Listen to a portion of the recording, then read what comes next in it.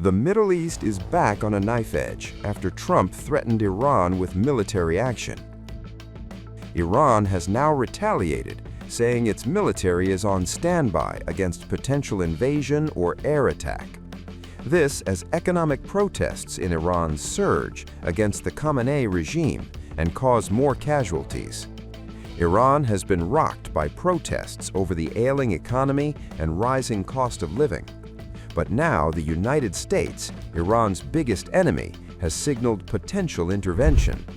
Trump issued a stark warning in a post on Truth Social, saying that if Iran shoots and violently kills peaceful protesters, the United States would step in. He ended the post with a chilling line: "America is locked and loaded and ready to go." In response, Iran's Foreign Minister Abbas Araghchi warned Trump against meddling in Iran's internal matters and threatened military retaliation against U.S. interests.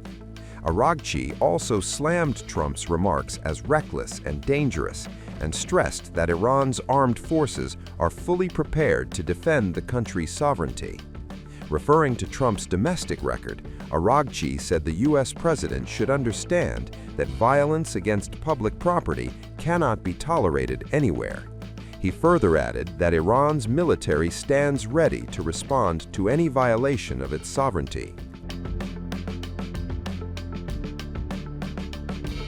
The U.S. and Iran are no strangers to confrontation. Ever since the 1979 Islamic Revolution overthrew the U.S.-backed Shah, Washington and Tehran have been locked in a bitter Cold War. To punish Tehran, the U.S. has since then imposed several economic and military sanctions on Iran to cripple the Shiite nation. Iran's nuclear program is also at the center of its tensions with the U.S. Washington accused Iran of developing a nuclear weapon, but Iran said it was only for civil purposes to meet domestic needs. And in 2025, that Cold War turned red hot. In June, the U.S. joined Israel in its war against Iran and sent B-2 bombers to blow up Iran's nuclear sites after Tehran penetrated Israeli air defense systems to target critical installations in Tel Aviv during the 12-day war. Meanwhile, Iran is now facing one of its biggest internal crises in years. Tehran has been on the edge since December 27, 2025. It all began after shopkeepers went on strike over high prices and economic stagnation. The protest has now spread to other parts of the country. Al Jazeera reported that what began as a single protest about the collapse of the Iranian economy has spread to 17 of Iran's 31 provinces by New Year's Eve. Thousands of people have mobilized across the country, with security forces responding forcefully in some places. Nearly 10 people have been killed so far in clashes with security forces, and about 50 have been arrested, as per Al Jazeera. Several videos showed protesters chanting, "Until the mullah is shrouded, this homeland will not be free," and "Mullahs must leave Iran," an apparent term used for Iran's supreme leader, Ayatollah Ali Khamenei.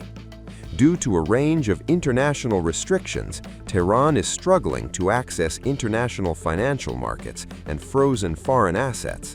The country's increasing reliance on imports is exacerbating the situation and fueling inflation. Last week, the Iranian rial dropped to 1.42 million against the US dollar, a 56% drop in value in just 6 months. The plummeting currency has driven inflation, with food prices soaring by an average of 72% compared with last year.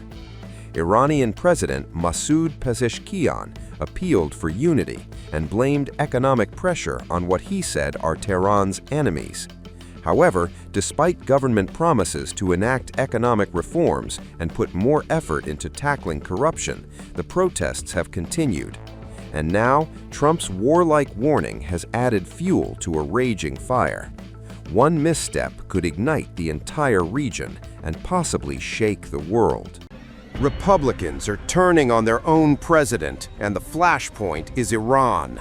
As pro-democracy protests spread across the country, President Donald Trump issued a stark warning on Truth Social, declaring that if Iran shoots and violently kills peaceful protesters, the United States would step in. He ended the post with a chilling line: "America is locked and loaded and ready to go." But instead of unity, the message triggered open revolt inside Trump's own party. Georgia Republican Marjorie Taylor Greene publicly blasted the president, saying his threat of military action is exactly what Trump voters rejected in 2024. Sharing a screenshot of Trump's post, Greene accused Washington of once again drifting toward foreign wars while Americans struggle at home.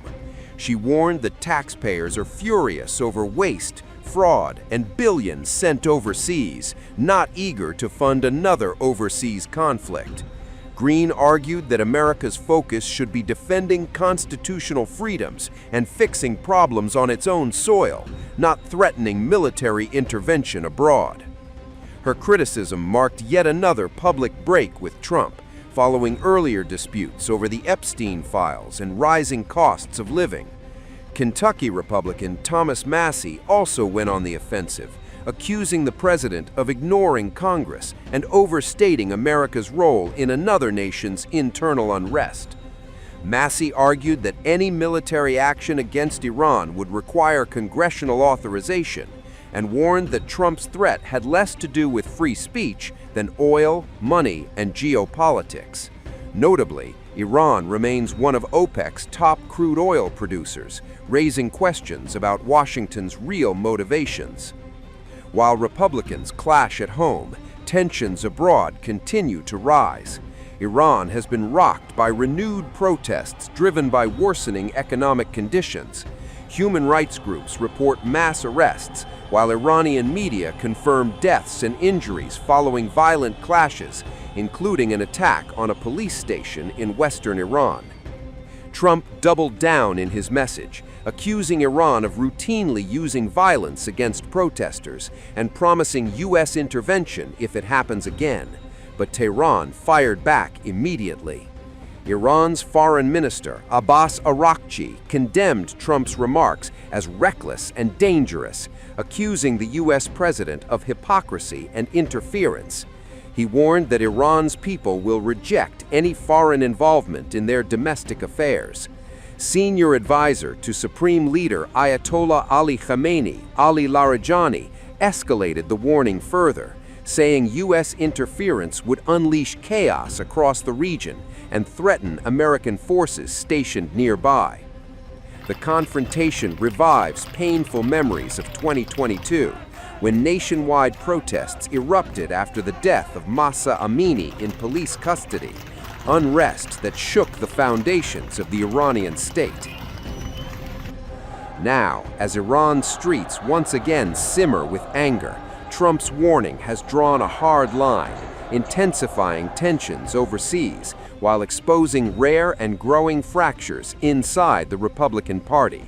A party once unified around America First is now divided, and the consequences could stretch far beyond Iran.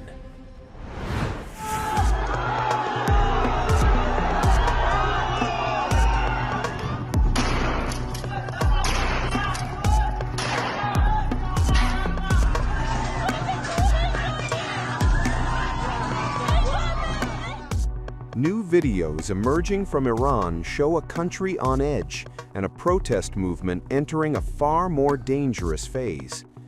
On the streets after dark, fires burn, not just in anger, but in defiance. In western Iran, footage shows protesters setting a Shiite seminary ablaze in the city of Farsan. In Khuzestan, a statue of Qasem Soleimani, the powerful IRGC commander killed in a U.S. drone strike, is torched on the eve of the anniversary of his death. In another unprecedented scene, videos show demonstrators burning copies of the Quran and Shia prayer books during overnight unrest, a move that strikes at the very ideological core of the Islamic Republic. Across Iran, the protests are spreading and intensifying. From Qazvin to Qom, from Babul in the north to Khuzestan and Fars in the south, crowds chant slogans once unthinkable inside the Islamic Republic.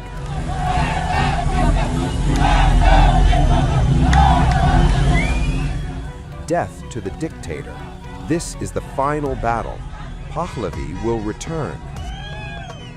For the first time in 5 decades, pro-monarchy slogans are dominating the streets, openly challenging clerical rule and the supreme leader himself.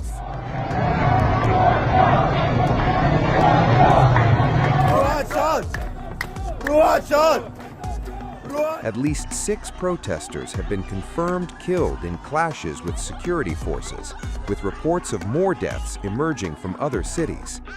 Demonstrations and strikes have spread across dozens of cities, including Tehran, Mashhad, Isfahan, Loristan, and Khuzestan, reaching even the holy city of Qom, a core stronghold of Iran's religious establishment.